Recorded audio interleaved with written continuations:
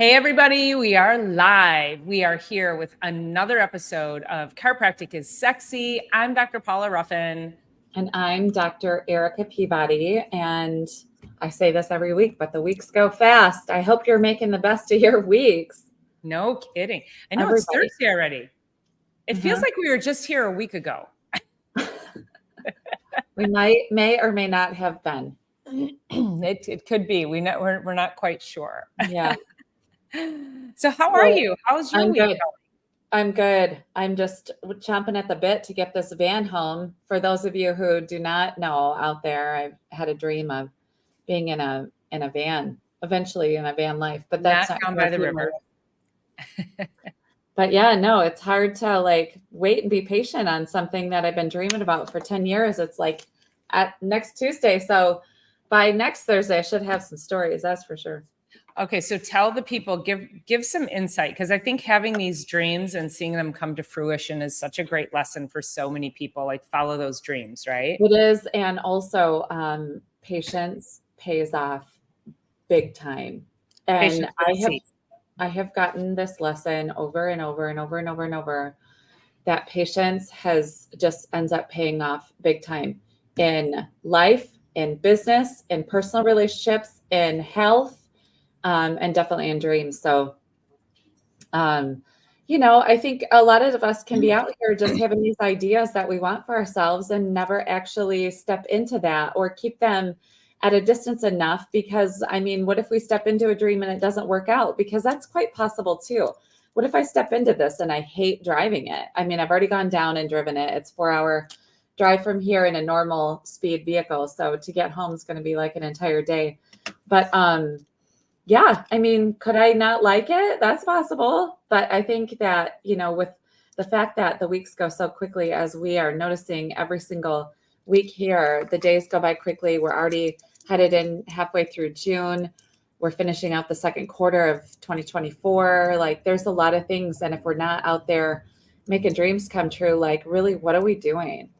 Well, and how will you know you don't like it until you step into it? This is part of life and experiences, right? I've had this vision for over 10 years. I mean, I've always wanted a VW bus, but ever since I could remember, like probably in late high school years, I definitely had it on my radar. And so yeah, it's been a lot of years in the making, and just being able to like take the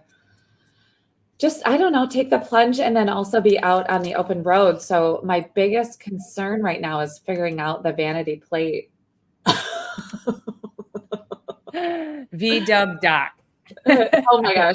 There's so many. I mean, there's so many that are already taken too. So it's just fun. So yeah, it's definitely, I mean, still being in this office, I'm in a 10,000 square foot office building, and my office is inside of this. And this was a 25-year dream even before I was a chiropractor.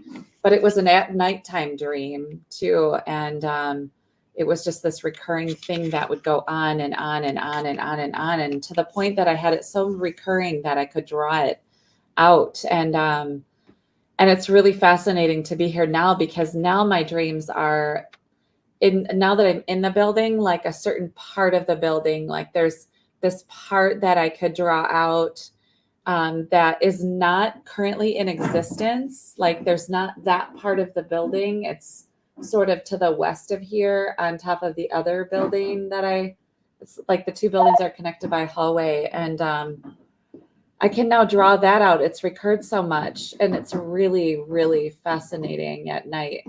So yeah, patience has paid off wildly in my life. And so I'm being very patient to wait for, what have I got? Friday, Saturday, Sunday, Monday. So Tuesday morning, I'm going to get on the road at 6 a.m. Hold on, my dog has a bone. I was going to say, it sounds like a dog on a bone. It does, doesn't it? Lewis, Yeah. Let's not, Baba. Let's not, honey. Well, going back to the title, what I titled this, and I titled this, do you have a community that supports you? And I think that ties into exactly what you're saying. So even though this has been your dream, so many people don't follow their dreams. Or like you're saying, like, it's very vivid when you have something and you want it and you can see it that vividly and you want to go for that. It can be very easy if you don't have a supportive community for people to want to squash your dreams, right? I mean, it's not likely in your life, but it's likely in people's lives that people, the people around you would be like, that's a silly dream. Don't waste your money. That's dumb. And how many of you out there haven't either followed your dream, gone and got your VW bus like Dr. Erica's going to get, or even didn't step into a healthy lifestyle because your spouse or your kids were giving you so much flack that you're like, it's just too difficult. I'm not making 2 meals. And so you decide to succumb to what others think you should be, or the space that they want to keep you in because it makes them more comfortable. Right. I think as soon as we start to make the changes and the shifts in our lives, those that are used to us being a certain way, they want us to continue to be that certain way. So, gosh, I know it's terrible. Over there. Yeah, no, that's okay. Yeah. So and apply to all things in life, right? I mean, even, okay, so when I went to purchase this building, which tomorrow marks 6 years since I closed on it, which 6 years in the grand scheme of things feels like a long time, but it goes so quickly and the time's going to pass anyway. So I remember telling one of my really close friends, probably my best friend of multiple years. And, I said, I'm going to do this thing. And I got, I got approved for, or the contract rate. Like we have a contract signed that this is going to go through. And, it's things like, oh my gosh, that's such a big building. Like, how are you going to manage that whole thing? Or, oh my gosh, don't you want to just stay in your space? Or, oh my gosh, like, like, why would you do something like that? And it's a freaking awesome question. Why would I do something like that? It's really legitimate to ask somebody that. And just to make sure that, you are thinking things through. I mean, even when I get tattoos done, I think about them for 2 years. And if 2 years, I'm still thinking about them and still happy with my decision on it, then it's like, okay, so this van situation has been in the process for 10 years. I've always looked. Interesting thing, when I got on the road on Friday, what I realized is Facebook did a time hop back to exactly 1 year ago. And the new electric VW bus was just released. And it's funny because the time hop was like, look what you posted a year ago. And it happens to be on the same exact day. So I'm like, I'm just taking all of these things as God winks. That's like, yeah, just do it. And, I decided, okay, so 4.5 hours down to see this bus and 4.5 hours back without an overnight. For some people would be like, that's crazy. Me too. Yeah, me too. Except for, it's not crazy. I just require the overnight. Well, but here's the thing. So I'm going to probably sit anyway on Friday. I'm going to sit in front of my computer. I'm going to sit on social media. I'm going to sit and watch a movie. I'm going to do something sitting. So I just reframed it in my brain that if I'm going to be sitting, because I would have gone to a coffee shop, I would have gotten a workout in, but I got to walk in. I did all that stuff that day anyway. But it's like, I'm going to be sitting more than likely anyway today because I got a lot of stuff that I could get done on the computer. So I'm like, let me just reframe that. I'm going to hunt down a dream. I'm freaking stoked to do it. And I probably would have been sitting anyway. So, and I have a comfortable vehicle to travel, and as you do too. And it's like, I'm just going to sit anyway. So I'll just reframe it. And I felt amazing. Instead of being like, I got to drive up north, 4 hours up north, like, even that mindset of like, I got to drive 4 hours is very different than I'm probably going to sit anyway. So may as well sit and go somewhere and chase down a dream. And that mindset shift made me feel, number one, still stiff, but freaking amazing. By the time I got there, I wasn't drained of energy, all that. So it was like, we can do so much with our minds. It's amazing. So, and you built it up to such an adventure. Which that's really what it was how how many of you out there actually embrace an adventure Mm-hmm. and even talk yourself out of it? You know, having a community around you. What about your own community in your head? How Mm-hmm. many things do you talk yourself out of, right? Well, I was dating a guy over the last 6 months, and he travels the globe and teaches, and he will finish practice, get on a plane and go, and then teach all weekend, get on a plane and come back to Japan, to China, to Europe, to all these places. But jet lag is not part of his existence. So guess what? He doesn't succumb to jet lag like whatsoever. I mean, eventually the day will catch up with him like when he gets back or whatever. But I got to tell you, if you just can start to switch your mindset, we don't really have to succumb to some of those ideas. Like I remember one time I was putting my garage door down. It was at my parents' house. And I think it must have been that their power was out. And I smashed all four on each finger, like it got stuck in the accordion. Uh-huh. Tips, which are so sensitive, right? And I'm like, I am ouch. And I'm going to pretend that didn't happen. I'm just going to pretend that didn't happen. I'm going to let my mindset work with the fact that that did not actually happen. Because if I let it go there, and I actually healed really well from it.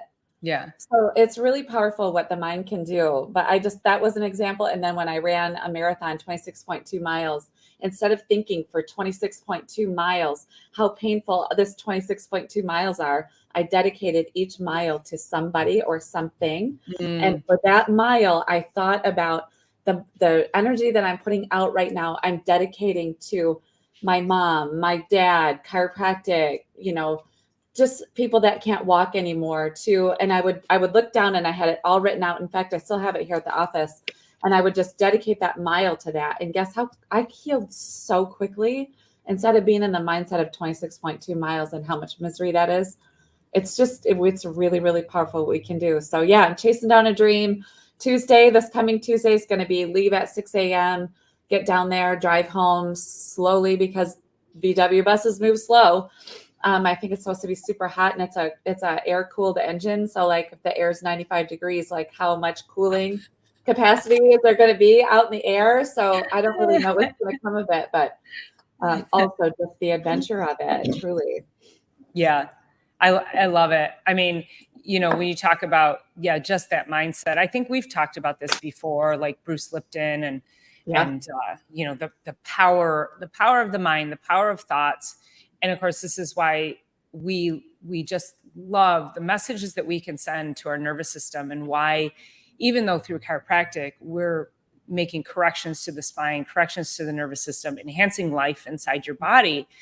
But if you continue to leave here and think all the negative things and watch all the negative things and submerge yourself into things that just don't serve you, you literally change the metabolic pathway. But if you take like Dr. Erica, what a great example of mindset, that it's just the flipped mindset. And her body was able to heal from those things because she was able to put these good thoughts into her body. And it's a completely different biochemical process. It's a cascade of healing energy versus a cascade of killing energy, really, when you think about it, right? Mm-hmm. One of the things I wanted to ask you, because I see this regularly on my table, is, okay, so someone's face down on the table and they're doing their process of getting adjusted with us. But sometimes people say, I'm just no good at this.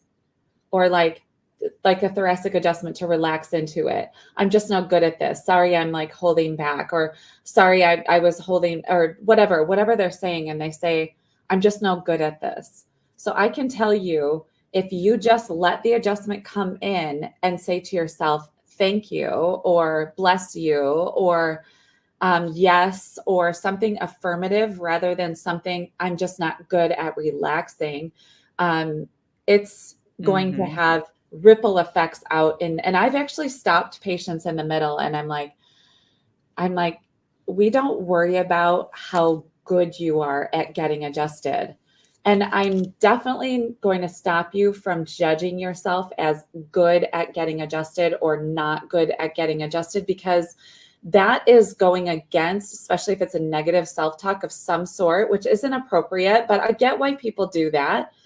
I'm not good at relaxing because I've been in charge all day of 30 children in a classroom. Like, it is a little bit challenging, but if we can just say, thank you, bless my body, let these hands help me, like, the curious passing of hands, like you've mentioned before. But it's like, if we can just say thank you or have a gratitude on the inside for whatever that adjustment is doing, rather than putting the kibosh and saying, I'm no good at getting adjusted, it's going to have completely different effects on the body. I'm sure you see that too. What do you do in those situations? Well, so same thing. I stop people. I make them take a breath. Because the other thing too is, as you know, you have to stop their minds. So people come in from the craziness of the day. And I think I've told you guys about this particular patient I have, and she whips the door open and she brings all the chaos with her, she's like, that was a crazy day. And I'm like, it's time to relax. And it's time, like, literally you feel the chaos being brought in. And I don't think people are aware that kind of energy that they just have billowed up around them. So especially people like her, but then just in general, even on a smaller scale, if people are like, they're like, I can never remember this, right? I do side posture, right? So like, I can never remember this.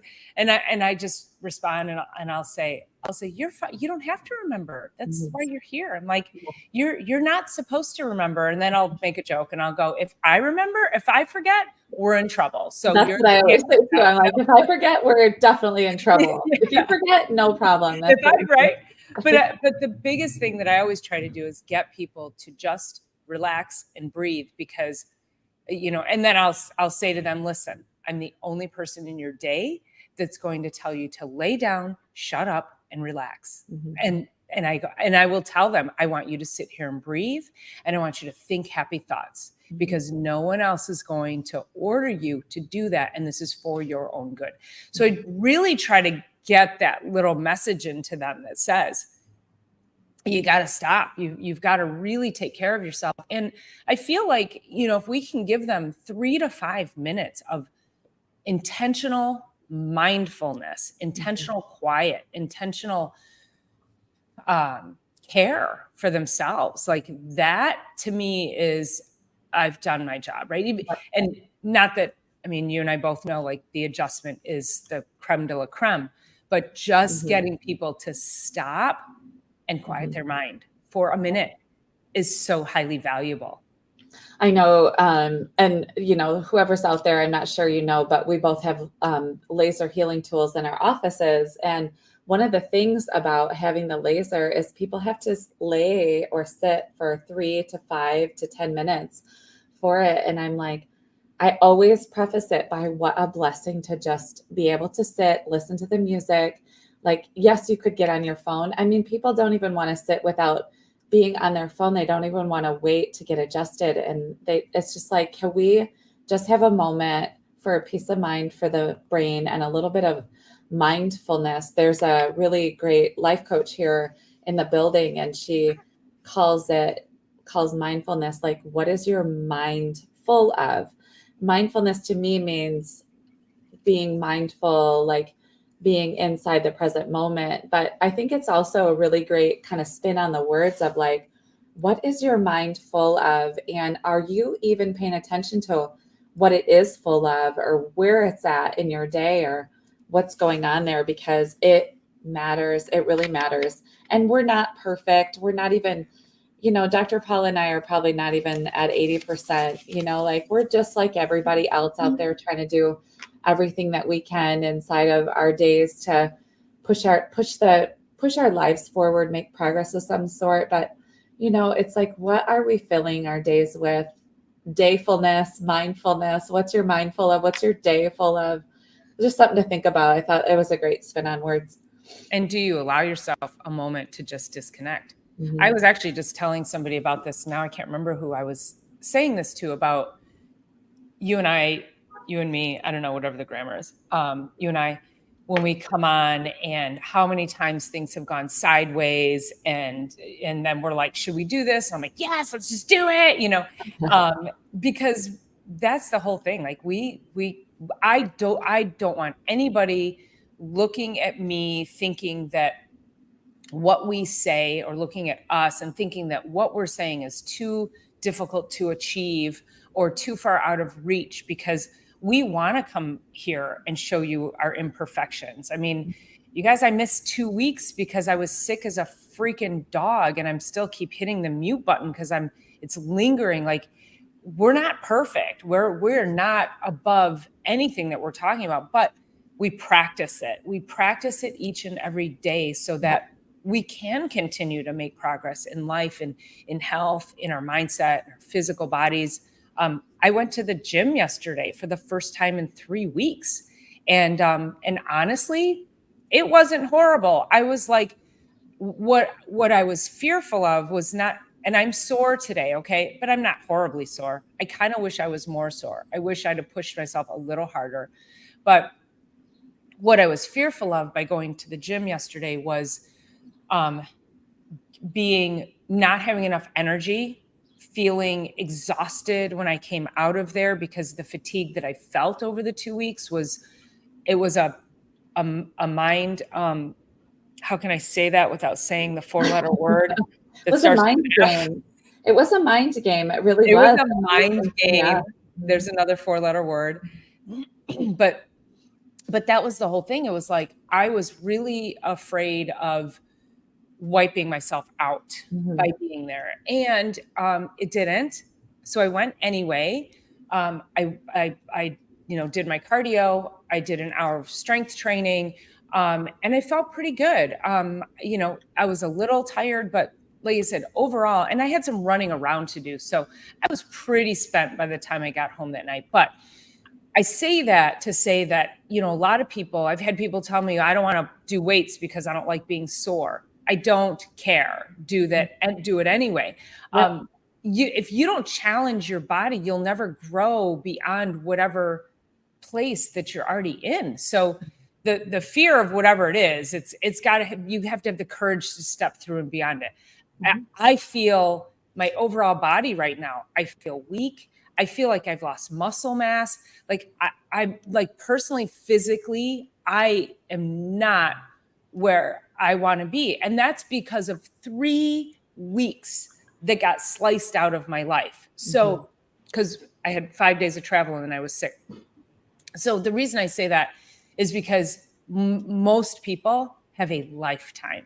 So I don't want to sit here and say, I get it, but I kind of get it. Like, you just have to get up and start and take one step and one more step and one more step. It is not going to be perfect. So that's why I say start today, then start again tomorrow. Yep. That's it, right? Yeah, there's a really great phrase out there, or I don't know where it comes from, but definitely on so many memes, which is, when you're tired, learn to rest, not quit. So, so much at the gym. And I've been really shifting my workouts to, still sticking with what I'm doing, but I started to add a lot more just weight training and lower body for one. So I did that yesterday and I really pushed it. And, I've been in the fitness industry for a long time, so I know what to do, but I can see now, like, it'd be great to get a trainer on board as well. And also, I slept, because I took those muscles and freaking pushed them beyond, like, my sleep last night was amazing. Nice. Because it was like I shifted some stagnant, like, stress, like underlying low grade stress, and pushed it all the way out of my body or something. And I just was tired, and I went to sleep and stayed asleep. I stayed in one position. It was like, not that that's the best way to sleep, because quite frankly, when I did finally move at 4 a.m. after being in that one position for 6 hours, I was like, oh gosh. Yeah, you get sore, right? Then I went back to sleep. So I was just gonna kind of tile this in though really quick to principle number 22, which is where Mhm. we're at. We're in the 33 principles, which our chiropractic profession was based on back in 1927, I think, what the 33 principles was published. And you know, like we've talked about, they don't change. They're not killing people. They're just, you know, principles that They are haven't still been recalled. haven't been recalled, haven't been replaced. So principle number We 22 is don't mandate that everyone follows them, but we would like you to. But we know they the other work. part is it's just like We it's could like mandate taking them, but we know they work, so we don't it's have to. it's literally like taking the universe and just putting it in words. I Yeah, mean, right? natural law in words. So okay, so number 22 says the amount of innate intelligence. There is 100% of innate intelligence in every living thing, the requisite amount proportional to its organization, which is basically saying that, you know, as we've talked about every week, it's like this innate intelligence moves through our information superhighway, which is why Dr. Paula and I are chiropractors. We like to be able to help people maximize that. But even as you're sick, like you had, your body was dealing with something else, but innate intelligence was there on the job 100%.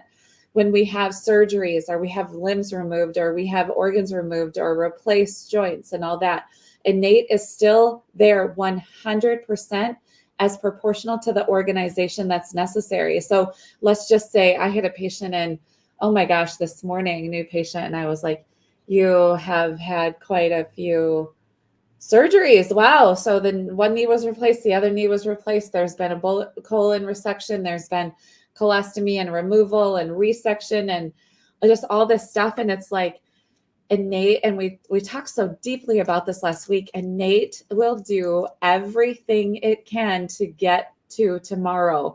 It's the body's will to live and that innate intelligence and the organization, it being there 100%, no matter what we're doing with our body, is fierce and strong. And if it wasn't so fierce and strong, I would really, I mean, this would be a different planet. We would have Really a different existence, but it's profound that this woman could bring me a laundry list. Actually, is it right here? It is right here. A laundry list of medical procedures, 1995 through 2023. Oh my gosh. You'll be able to see the list. Oh, there you go. Wow, that's amazing. And not that you need to know what, but yeah, it's it's crazy. a whole thing. And I got like 3 pages of medical work and like details and all that. And grateful. I mean, I love when people come in so thorough. It really means that even though she's been through all of this, she's like freaking dedicated to her life and living the best she can. She's got to go through procedures. She just, not that she would say Nate's on board, but we are always in that. And Nate is on the job. Well, and I look at I have a couple of thoughts about that. So the first thing is having all of those surgeries. I find it sad, and I don't know her history, but most of the people that I've encountered have not been given any alternative. Mhm. So that is the model that they are put through, and that just keeps going and going and going. I was at our event last night, and there was a young girl, 13 years old, and she had her bathing suit on because we have water games for the kids there. And I'm looking at her, I'm like, that girl has a severe scoliosis. And I was literally like salivating because I'm like, I want to get my hands on this girl. Because Dr. Erica, you and I both know that scoliosis, chiropractic is the only thing that can correct and reverse scoliosis, period. Not putting a rod in the spine, not fusing it, nothing. That does not correct anything. The body is growing in that way because it is out of order. It is out of balance. So when we put the body back into balance, and I have a 100% track record with scoliosis patients under 18 because it's so critical to get them in that growth phase. So I happened to then run into her grandfather, and I didn't know it was her grandfather. And he said, "Oh, that's my granddaughter." And before I could say anything, he said, she's got a really severe scoliosis. I go, oh, I know. I go, I am sitting here wondering how I'm going to get that kid into my office, and who do you need to talk to make sure she gets into my office and gets under chiropractic care. And he said, oh, she's going in for surgery in July. 13 years old. She's not even done growing. But see, here's the thought process, is that if she continues to grow, it's going to get worse and it'll crush her organs. But again, if we get her in and we correct subluxation or interference to how her body is growing, what is it? So as the twig grows, bends, so grows the tree. As the twig bends, so grows the tree. So if the twig goes like this, so's the tree. So let's get her in and let's get it corrected. And so hopefully, fingers crossed, because I tried to tell him this, like, you cannot put a rod into a spine that young and expect something great. She will have long-term ramifications. Absolutely. So now when we talk about surgeries, right? So that kind of a thing, when we talk about innate being on board and the body's ability to survive, yes, the body's going to be incredible in its ability to thrive, to want to thrive and survive. It is 100% to the level, right? But what we're doing is anytime there's a surgery, your overall level of function goes like this. Yep. So that doesn't mean innate stays here. That means that every time you remove an organ, every time you have a surgery or anything like that, innate goes like this. It drops down with the in proportion, in proportion to its organization. So yes, it's 100%, but it's 100% of what you're giving it. Yes. So I think that's where a lot of people don't have the connection. It's like, well, if I have my tonsils out, or if I have my appendix out, or my gallbladder, then my body will still have this power to heal. It'll have the power to heal, but it's going to have less power to heal you. So before you succumb to any surgery, and you and I also both have had plenty of patients who they've done all the things, and we get it. And so, and then they go that route. Like I'm not here to shame anybody for having surgery or anything like that. I just want you to be aware that that should be your 100% last resort. And you should be given the information of all the things you can do before you end up in that place. Agree. So. Hi, Dr. Jen. Happy birthday. It's your birthday.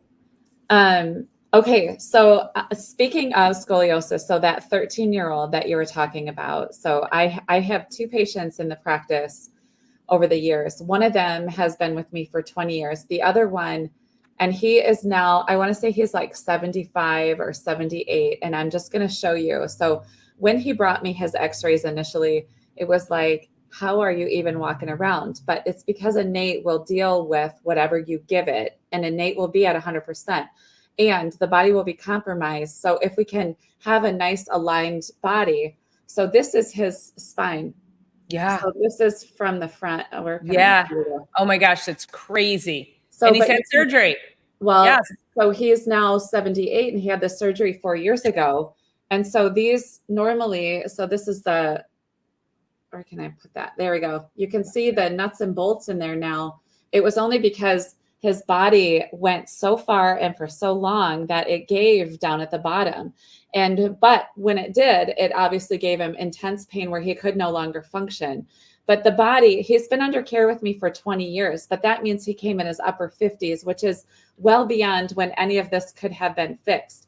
And so he's had a lifetime of discomfort and now a surgery. And then, he actually has to go now in for another surgery. But anyway, it's pretty wild what the body can work with. But I have another one that unfortunately she was about 15. She was trained for the Olympics as a swimmer, and she was 15, equally as contorted spine. And she did not stay under care, which is really unfortunate, but people just have their different ideas in different ways. And she's gone on to live, healthy life. She's married. She's a nutritionist now. She has 2 kids and they're doing great. But it's also like, what could have been done if we would have gotten her under care at 5 years old, at 6 years old, at 7 years old, instead of even at 15, or even this girl that you're talking about at 13. Because if her scoliosis is that severe now, yes, rods are an option. Terrible life beyond that, for sure. Sometimes absolutely necessary, because they're just quality of life is, you can't walk around like that. You can, but just, I just think about that 13-year-old. She's probably has her period or soon. That will be affected. The nerves of the entire pelvis will be affected. Just lots of different things. lungs. Digestion, leg function, all of that, because all those nerves are being impinged. All we're seeing on this x-ray is just the bones. But what's going on in the nerves, the tissues, the organs, the cells, the muscles, the glands, the circulation, all of it is just so compromised, because innate intelligence working at 100% with a compromised structure is just that, compromised. Mm-hmm. Yeah, it's I think if we can prolong, so like you're saying, like he came in, he's 70 years old, he's finally getting surgery, and then he has to have another surgery. That's really the long and short of it too, is how can we prolong maybe sometimes the inevitable and keep you as well balanced as possible. And again, it's, if we go beyond structure and we just talk about function, this is about the nervous system's ability to heal you as a human. So when you're getting adjusted, and then let's say you do have to go in for surgery, now your body is so much better equipped for that healing place, right? So let's say you've gone through the medical mill, it's surgery. Okay, so this is innate. Here's all your surgeries, right? Surgery, innate, and it just keeps going like this. But if you're getting chiropractic along the way, you might have a little bit of a bump in the innate. And that's really what we want to make your body as resilient. As resilient, thank you, as resilient as possible, because shit is going to happen, right? Yeah. So again, like I was just sick for 2 weeks. So let's like manage the resilience. And I missed my adjustment yesterday. So I'm not happy about that. I'm a bad patient. No, I'm not a bad patient. I just missed my adjustment. No negative talk. Yeah. It's just, if we can do everything we can do every day, we can, to the best of our ability, for whatever we have going. Like so I have this itty bitty teeny tiny puppy. He's actually not a puppy anymore, but he's so little and his bladder is little. And so it's immediately, as soon as we get up, I'm not kidding, I practically land in my shoes and we go right outside, no matter the season. And there's a lot of treacherous seasons, but it's one of the things that I have become so grateful for, because I get right outside in the fresh air first thing in the morning. We walk 10 to 20 minutes at minimum, and I get going. So then it's like, okay, look at all I've done already. It doesn't mean I'm not going to drink coffee, and it doesn't mean that I'm going to be perfect with my diet and throughout the day. It doesn't mean any of that. It just means like I'm starting out on a good foot, pun intended. And I'm getting outside because of that little guy. And now, he's been with me for 1.5 years now. This is 1.5 years. And I'm sorry, with a little one, like, you just don't ever not do it. Yeah. Like there's no options, like life's booby trapped like that. But also, just like Dr. Paula being sick the last couple of weeks, it's your life's still booby trapped to show up. So then you take even better care of a body that's already being taken really good care of. Just take even better care, and you just show up and you start and you just give it everything you got every single day. And we get better because of that. And the will to get to the next day is so strong in our innate intelligence that you're going to have, it's a major upgrade. Lucky for you, knock on wood, because I don't want to get lucky like that, but you got a major upgrade, sister, because you have a powerful system anyway. Well, I always say, I have a bulletproof immune system. So when something takes me down like that, it's a tough one. But also going back to your point earlier that you said, allowing yourself to rest and not quit. And so that was really, I laid on the couch, I binged watched stuff, I napped, but I also made sure that because I didn't have the energy to move, Mhm. and also, again, going back to community, my girlfriend came over and walked my dog for me. Like that was how bad it was. So because I knew I didn't have the energy to move, I was making sure I was drinking all my fluids. I was taking all of my nutrients. I made over a week and a half, I made 3 giant pots of chicken broth that I homemade chicken broth that was such a saving grace because there's so much healing to homemade chicken broth. And I'm not talking about with bouillon and I'm not, like good high quality chicken and chicken feet and getting the collagen and loading it with tons of vegetables. And I knew that even though didn't necessarily feel like I was making progress for 2 weeks, I knew that I was nourishing my body. I knew I wouldn't be sick forever, but yeah, I still had to be doing as many of the things that I could possibly do. Yep. And so, and I was watching like things that made me laugh and, things that brought me joy. So feeding my nervous system from that perspective. So it doesn't always have to come down to having to do all the things every day. But as long as you're doing most of the things all the time, Mhm. That's really where your shift is going to be. And then when Yeah. you can't, you allow the rest, Yep.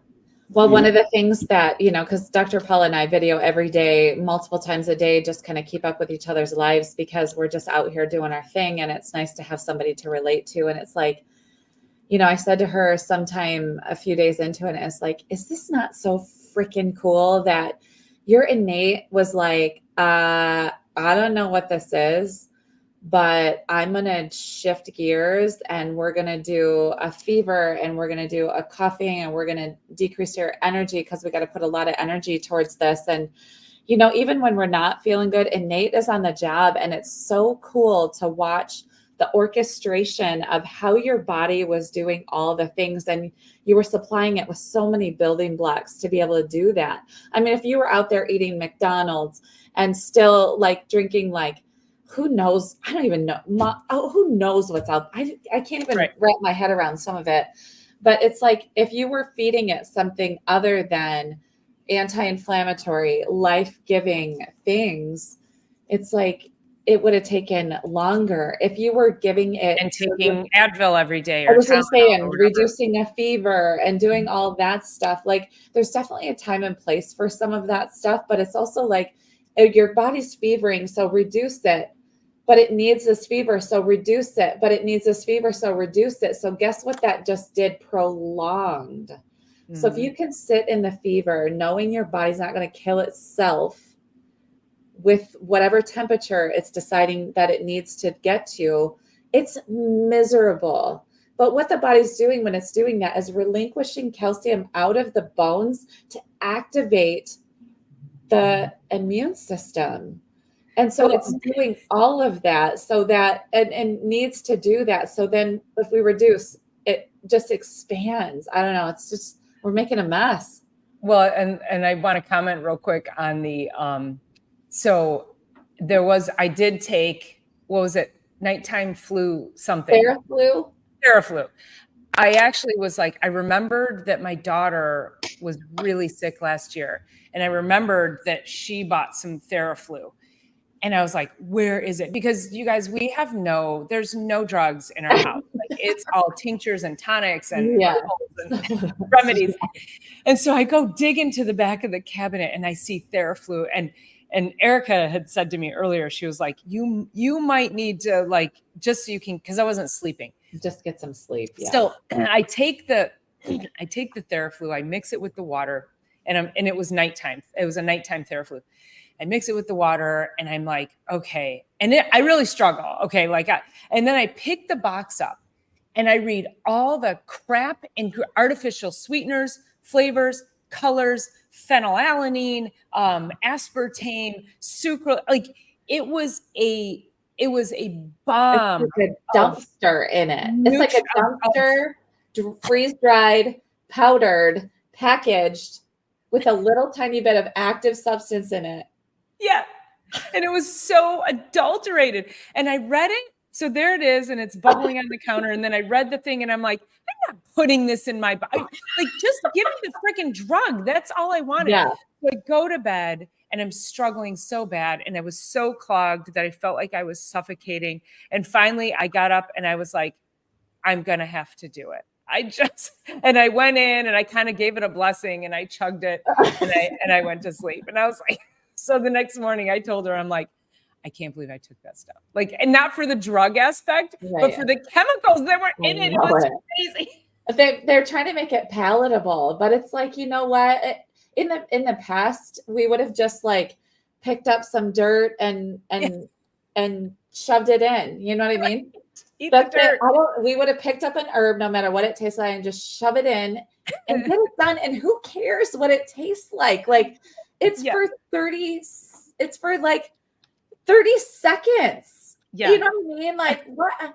A spoonful of sugar. I know. It's terrible. Of sugar. And Mary Poppins and her whole thing, I think, started that like this stuff should taste good and be palatable. Get it in and get it done. Just get it done. So just to answer Joe's question real quick. So coffee, a little bit of coffee in the morning, lots of tea. I do a lot of herbal teas. I do hickory nut tea, which is amazing because it has a lot of fat in it. Just grind up hickory nuts, throw them in a pot, boil it. So again, just from satiety, if you can't really eat or you don't have hunger. So and then I just drank the broth. So that was pretty much everything and I don't drink much beyond coffee, tea, and water anyway. Yeah. Electrolytes, but again, it's clean and all of that. So yeah. And here we are. It is 1:46. So do you want to give us the wrap up for today's? Yep, I sure will. So the amount of innate intelligence is there's 100% of innate intelligence in every living thing, the requisite amount proportional to its organization. So even think about that before you have an organ removed. Yep. And also just think about that as you're going on your nature walks. Like that's also it, there's intelligence out there creating the leaves and giving that all of its expression too. Okay. So then, so the function of innate intelligence is number 23. This will be next week. The function of innate intelligence is to adapt universal forces and matter for use in the body so that all parts of the body will have coordination action coordinated, and it's actually hyphenated. So coordinated action for mutual benefit. So let me read that again. The function of innate intelligence is to adapt universal forces and matter for use in the body so that all parts of the body will have coordinated action for mutual benefit.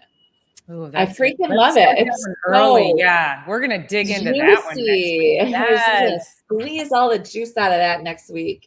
Oh yeah. All right. So don't forget, get here next Thursday, 1:00 for Chiropractic is Sexy. We're diving in next week. So thank you guys so much for being here. As always, we love you so much and we'll see you soon. Peace. Bye.